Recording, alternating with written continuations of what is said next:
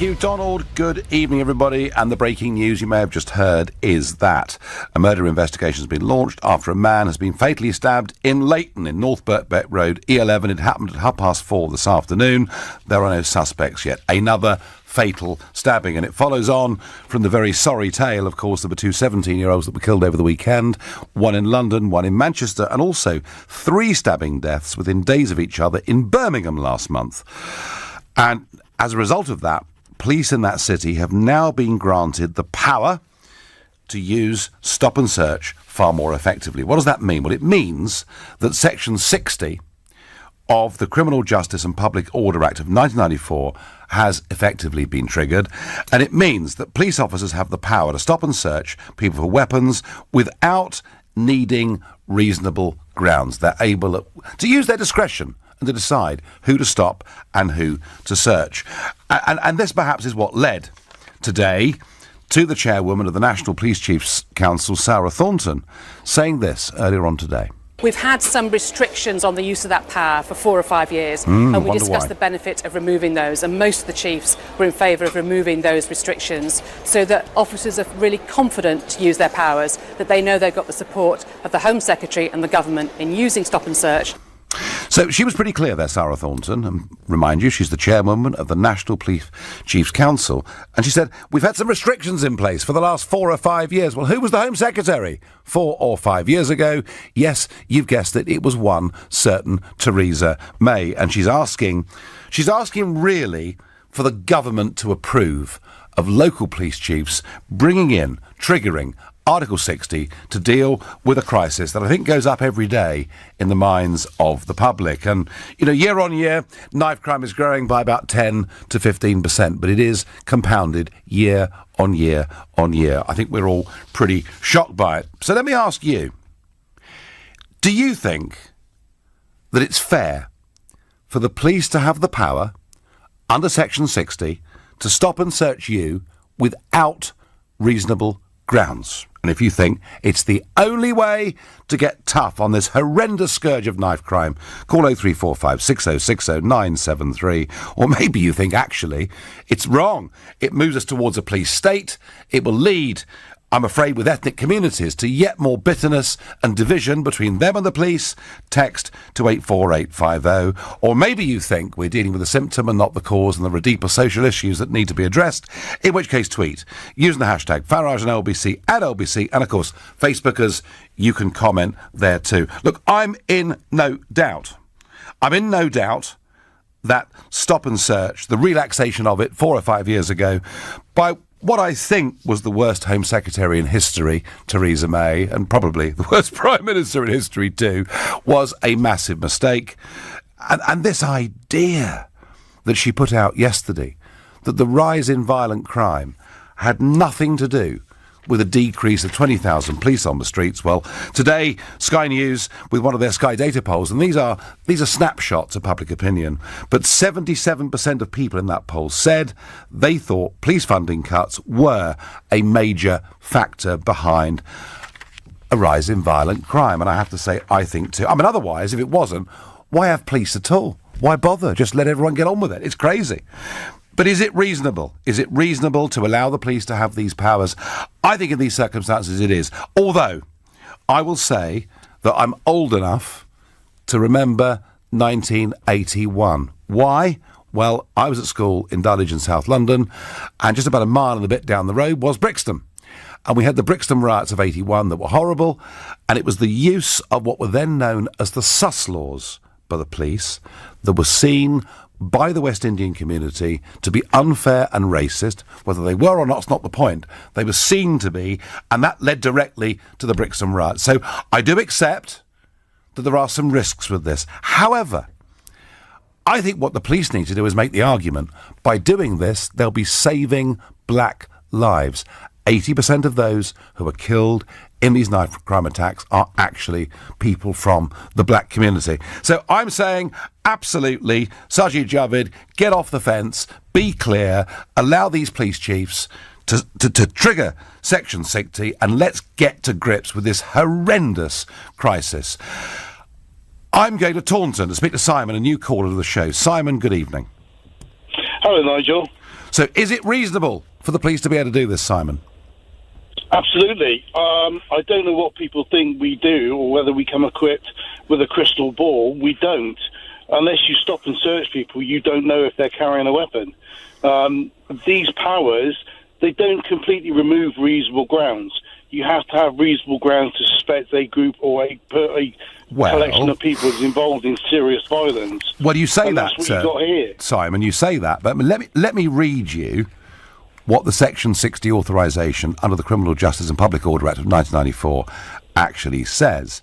And it says, police officers will have the power to stop and search people for weapons without needing reasonable grounds. That's what it says. So, in fact... I know, Nigel, I'm a former police officer. Oh, all right, okay, all right, Simon. So, is it reasonable for the police to be unreasonable, Simon? Well, yeah, you've got a serious outbreak of violence. No matter what community it's in, the police have got to be given the tools and the equipment to deal with that serious violence. If that means upsetting a couple of liberal snowflakes on the way, then I'm sorry, but that's just the way it is. Simon, I don't give a damn if the police upset some liberal snowflakes along the way, or those who are of such a weak disposition they don't want to get a grip on this. But let me tell you what does worry me. I mean, you're there in Taunton. Imagine you were a few miles west of where you are. Let's say the St Paul's district of Bristol. I know, I used to work in St Paul's. OK, well, then I've guessed, my goodness gracious me. So, St Paul's, a very big West Indian-originated community. If you were a policeman, Simon, with Section 60 powers, what kind of people would you stop and search? I'd stop and search those who I suspected they were involved in the gang culture, and believe it or not, they're quite easy to spot. The 99% of the community up there reject themselves the gang culture, and they reject the gangs. I don't doubt that, Simon, but I'm asking you, if you were back on your old beat in St Paul's with Section 60 powers, would I be right in assessing that most of the people you would stop and search would be black?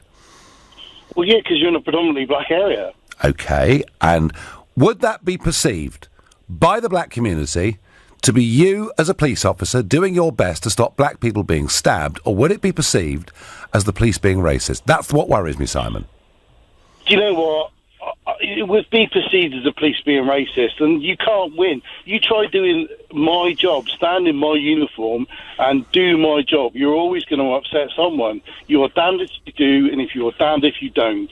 So my way of thinking is, you do your job as professionally as best as you can with the intelligence that you've got, and if that means stopping black people, that's exactly what it means. And if it saves lives, to help with... And it saves lives. Yep. That's the primary duty of a police officer, is to protect life and property. No. That's the business we're in. Simon, great call. Thank you very much indeed. Very, very interesting. And Simon, who's worked in that St Paul's area of Bristol, which again, back in the 80s and later, did have not quite the same as Brixton, but significant degrees of riots and difficulties. I get on text, well, if the police feel they need it, OK, but in my view, it must be only temporary, i.e. 30 days, and then reviewed so it doesn't go on forever. Well, the answer to that is, if it was used for 30 days and worked, then fine. Let's go to Jonathan, who's calling from Watford. Jonathan, is it reasonable for the police to have unreasonable powers? Interesting way to put it, Nigel, but yes, at the moment it's so terrible, the problem that we've got. Yes. I think you give the police within reason whatever they need to do the job. I agree it needs to be reviewed, it shouldn't be permanent. However, as long as it's done respectfully, if I were to be stopped to the street by a police officer and they wanted to search me, I've got no issue with that whatsoever. Why? Because I've done nothing wrong, I haven't got anything on me that I shouldn't have, and therefore they'll say thank you very much and I'll go on my way. I think it's time that we took a real hold of what's going on. Every single day almost. And to be honest, Nigel, the thing that got me calling you, I don't know if you saw the front page of the Daily Mail today. I did. That little I did laughing giggling and smiling and doing his selfie. The second time he's been in there. And this was the point, Jonathan, this was the point we raised last night in the debate, that only 1 in 3 of those who were stopped for knife offences get any form of custodial sentence whatsoever. That in itself is ridiculous. But that's his second time. And drugs, and he comes out of court. What does he do? He's smiling, laughing, taking a selfie, sending a note to his mate saying, look, it's the second time I've been to court and they just put me in prison. Yeah. We need to do something drastic, Nigel, and if stop and search is what's needed, then so be it. Well, Jonathan, I'm with you on that. And the line's just gone click, and you've disappeared. Which means I can nip down to Hailsham and speak to John. Good evening, John. Yeah, good evening, Nigel. I would just like to say what a terrible, shocking mess our country's now in. It's almost on a daily basis now we're hearing of fatal stabbings taking place. And personally, I wouldn't care if the police ever want to stop and search me, because they're never going to find me carrying a knife. And the only people that would have an objection to that are the people liable to be carrying knives. So that would certainly be my opinion on the matter. Why, John, do you think that Theresa May, as Home Secretary, and we heard it very, very clearly spoken by the chairwoman of the National Police Chiefs Council, Sarah Thornton, why 4 or 5 years ago did she make it so much more difficult for the police to use stop and search? What was her motive, John? Because I just don't get it. It's always the same old story, Nigel. If people are frightened of being called racist, obviously we've got to look at the logic of where we are. Most of this crime is being perpetrated by young black men, and I think it's absolutely terrible. It really is, and we have to look at the facts. Not just the crime, John, but the victims too, and that's a really important point. And she's been too PC. I thank you. And Dennis quite rightly says we don't moan when we're searched by airport security. Well, actually, Dennis, we do a bit, but hey, we accept it. You're listening to the Nigel Farage Show here on LBC at 6:15, and time for the news headlines with Lisa Aziz. Conversation. The Nigel Farage Show. Tweet at LBC using the hashtag Farage on LBC. The West Midlands Police Force have put in place a Section 60, which means their police officers can now go out there and use stop and search without reasonable grounds. And that follows 3 stabbing deaths in Birmingham in the space of the same number of days. The question is, should this happen nationally? Now, Craig thinks on Facebook that it's time for the police to carry guns, as there's no respect for the police now in some big cities. Craig, not sure that guns stop people carrying knives. It might stop people carrying guns, I don't know. Craig, I absolutely feel the police must be armed. I felt that for a very, very long time. I think we're way behind the curve.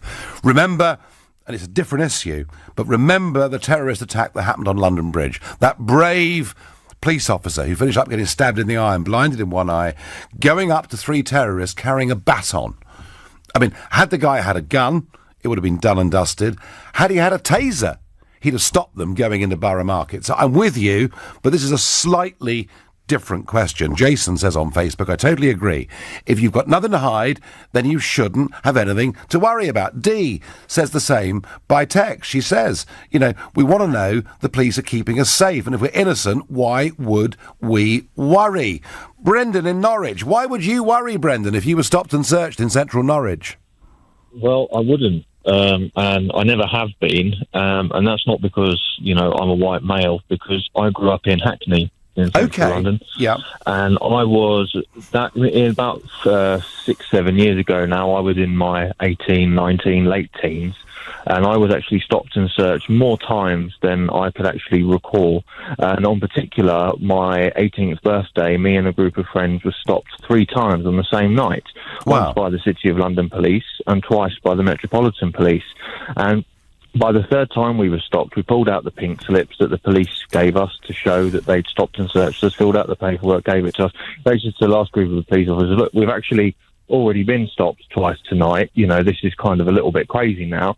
And they literally just went, OK, let's have a look. They just went, all right, just give our legs a quick frisk, check your socks, check your pockets, no problem, lads. Off they went. And what was that? Now, one of my friends was of Jamaican descent. One of my friends was Greek. I am white, blonde hair, blue eyes, as white as the white look comes.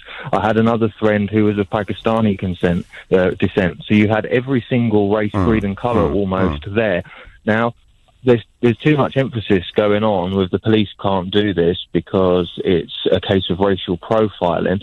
Unfortunately, if you have areas like Hackney, for instance, which have a majority to the black community, or other areas that don't, then the likelihood is the nature of the job is going to be they're going to be looking at people, and it's not necessarily going to be based off racial profiling per se. It's going to be stereotypical profiling, because you're not going to go out for an evening looking to stop and search somebody for knife crime who's wearing a three-piece suit and polished shoes. You're just not going to do it. You're going to look for the group of hoodies standing around on the corner, whether they be white, black or brown. So, Brendan, it makes absolutely no difference. On if the you've got night, nothing to hide, on the night, you shouldn't be fearful. On the night you were stopped 3 times, albeit by 2 different police forces, and it was your 18th birthday. Is it possible you were somewhat rowdy? No, the thing is, we weren't in any way. And honestly, like, as you know, I'm in my mid-20s now. Looking back, I could probably say, yeah, I could probably understand why they stopped us. But to be totally honest, I've never had any problem with the police, never been in trouble with the law. And did you object to it, Brendan? Back now, did you feel a bit victimised that night as a group of young fellas out for an evening? Well, as a group, yes, we did. But at the same time, logically, all of us looked at the situation and kind of, as much as it was frustrating, we just kind of accepted the fact that was what the police were doing. And unfortunately, now they're not being allowed to do isn't it this. funny? Isn't it funny? Because you said this was 6-7 years ago, and it was 4 or 5 years ago that brilliant Home Secretary Theresa May decided that sort of thing shouldn't happen. Brendan, on balance, you've been through it. You've been ever so slightly victimised on your 18th birthday when you say you weren't rowdy, and I'm trying to believe you. On balance, given what's happening, and I keep saying this, I've said it month after month here on LBC, it's not just London, given the growing use of knives and in some parts of the UK guns, do the police need more powers of stop and search again? Yeah, they do. They need more powers, they need more backup, and they need more numbers. And to be totally honest, if they even suspect somebody of being in possession of a weapon, to have any kind of intelligence, not just even a genuine stop and search, but maybe, looking for somebody, even if they don't have a weapon on them at the time, they should be allowed to detain them under suspicion, most definitely. Brendan, great call. Fascinating experience. Thank you very much indeed. James in Harrow says to me, Nigel, I am a black male. It is so tiresome when callers and police complain about the loss of stop and search powers. It was proven beyond doubt that the police were institutionally racist and that the police abused the stop and search laws. That was why the powers were curtailed. That said, I support stop and search when done correctly. Well, James, I think whatever the police do here, they've got a real problem. But, James, I would just retort by saying that if powers of stop and search remove knives from our streets, it is predominantly black lives that would be saved. And there is a code of conduct. I mean, Article 60, whilst it says you don't have to actually, you haven't got to have a direct reason, but it does actually say that, the police should only use it where necessary. There should be a limit of time authorisation. There is a code of conduct to this. Once people are stopped. Interestingly, the police don't have to wear webcams, and I can see the next stage of this debate will be that if they're going to use stop and search, they'll have to wear webcams. I can see that's where we're going. David on Facebook says, what is the point of the police if they can't stop and search people at their will? Donald says, on the issue of police routinely carrying guns, do we want to end up like the USA? No, Donald, but it's not just the police that carry guns in the USA.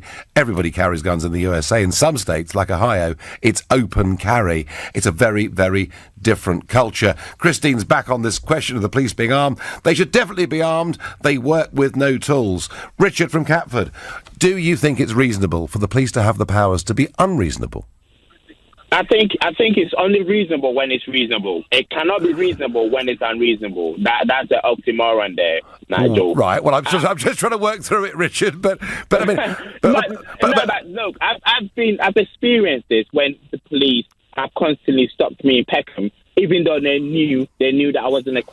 They had a tinted car, and they would always stop me because they said that, Richard, we know you, but we just want to know who's in your car. I told them, look, I'm a family man. I don't have any criminal association. Look, if they use it correctly, I am all for it. But it has been proven that the police took the Michaels out of black people by using that particular legislation. Now, if you're why would you limit the use of a legislation? That don't make sense. So Richard, how do we get the balance of this right? Because I'm absolutely certain that Theresa May made a catastrophic mistake in limiting the police's ability to stop and search 4 to 5 years ago. And yet, I am conscious, and I mentioned earlier, sus laws, the Brixton riots, all those years ago. How do we get this balance right, Richard? It's a criminal act. It's not a black problem, because I walk in any street. I walk in Brixton, Peckham, East London. My life is not at risk. This is a criminal problem instead of a black problem. So when you make it a black problem, I have an issue with that, because we have a problem with deaths in this country, whether it will be adoption, whether it be students going missing. For the past couple of months, we've had so many students gone missing. Have we set up a task force to deal with white-on-white crime in terms of people going missing? No, Nigel.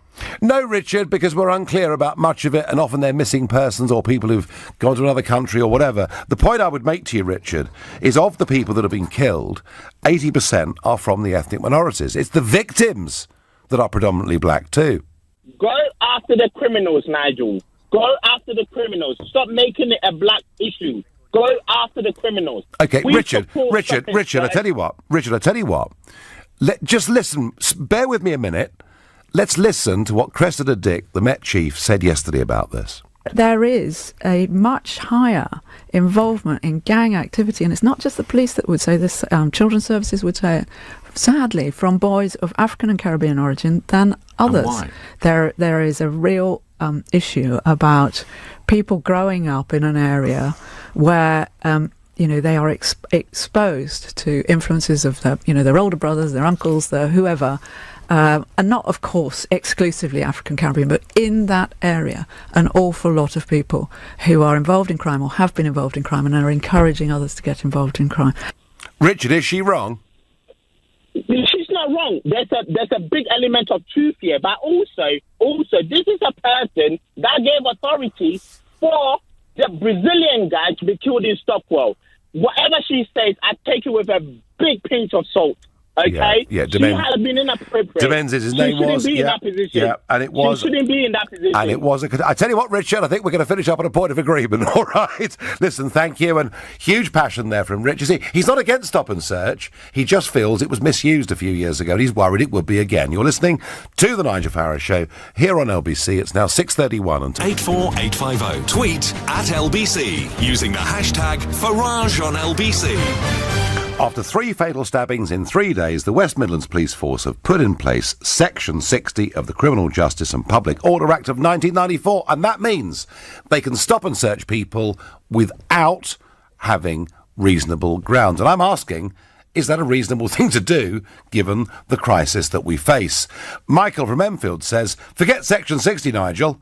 Just put back the 20,000 missing police officers, thanks to Mrs May. You know, Michael, all roads with this do lead back to Mrs May. Chris takes the view, it's more than reasonable. A person's life is of more value than a minute or two of discomfort, and they should use body cams to record the search. I mentioned that point earlier, and I do think that is where we will have to finish up with this.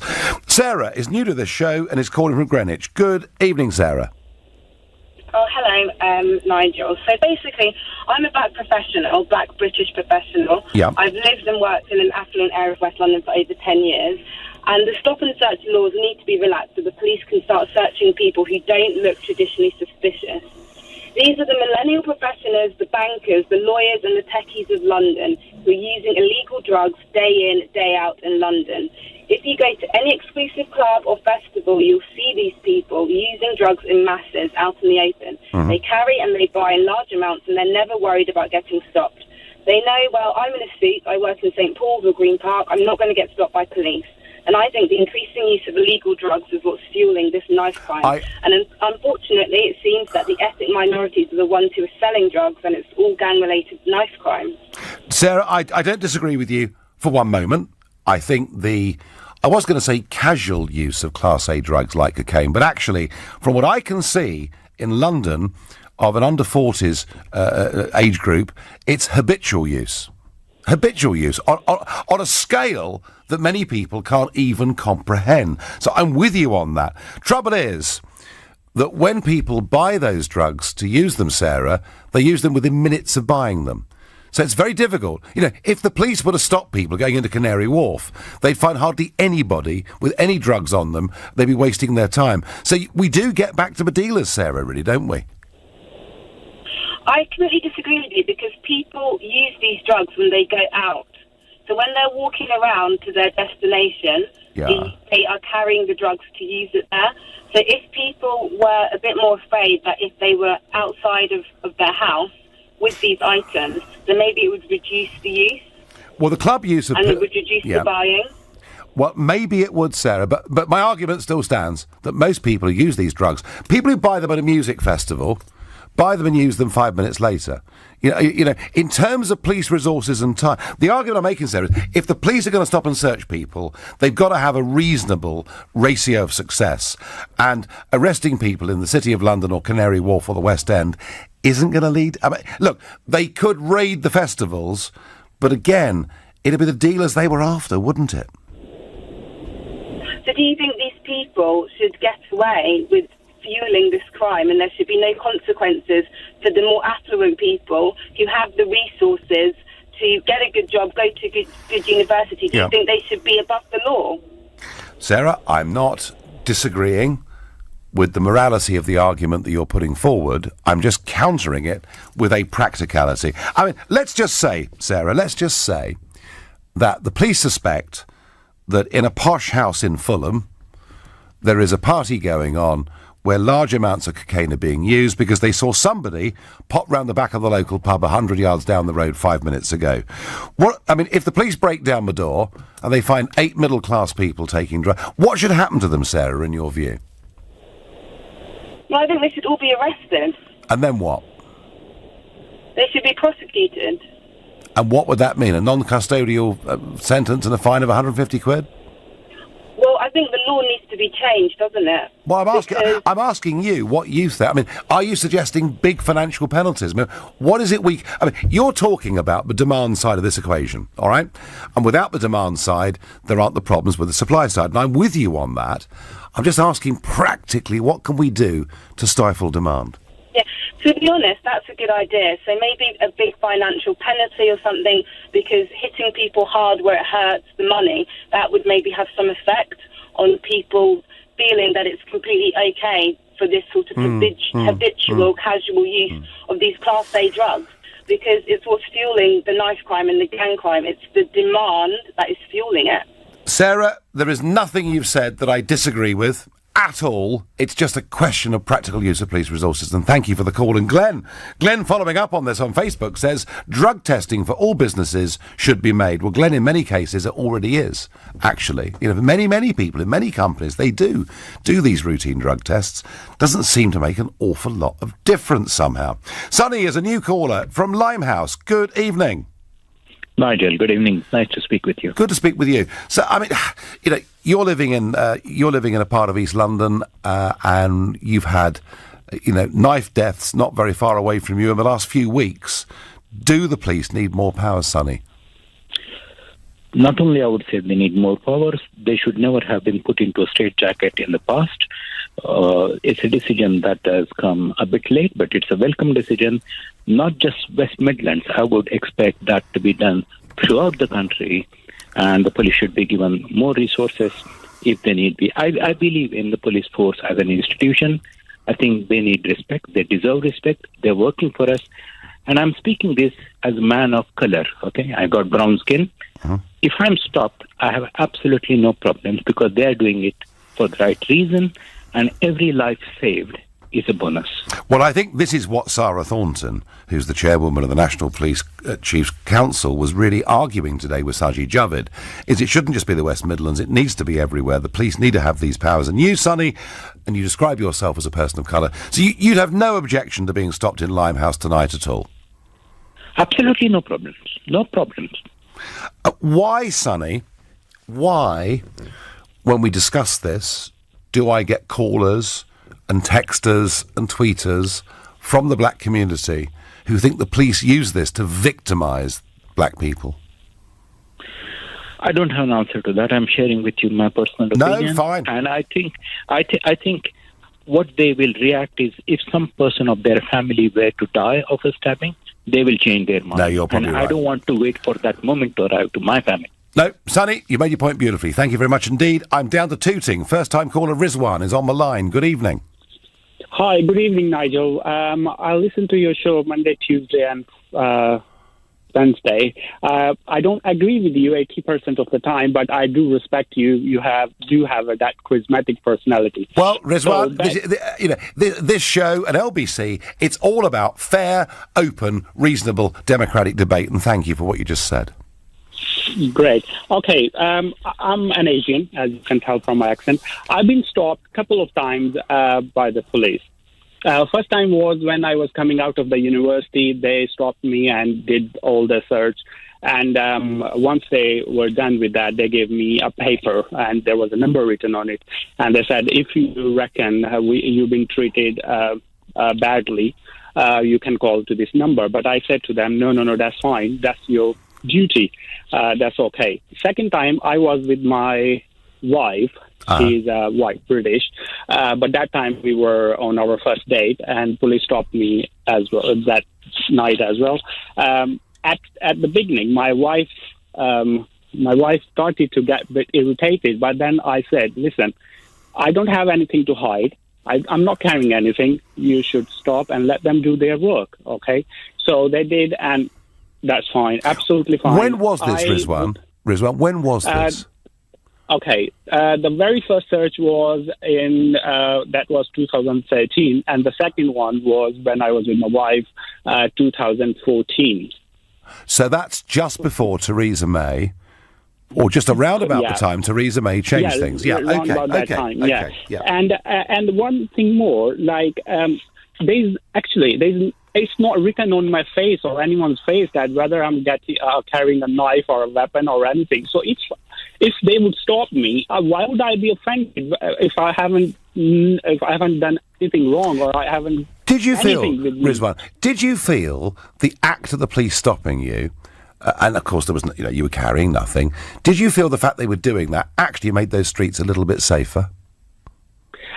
Absolutely, 100% backing them. And isn't that the point? Yeah. I will not be offended, and I will beg all the people of color, my community, Asian community, black, and everyone, please don't make it a color or race issue. Let the police do their job, because otherwise, seriously, I actually came from Pakistan, but it's so scary that me and my wife thinking to go back to live there. Goodness me. Right? Rizwan, honestly, I think you are the call of the day, if not the call of the week. I love what you've just said. You've said it with great passion. You've told your story.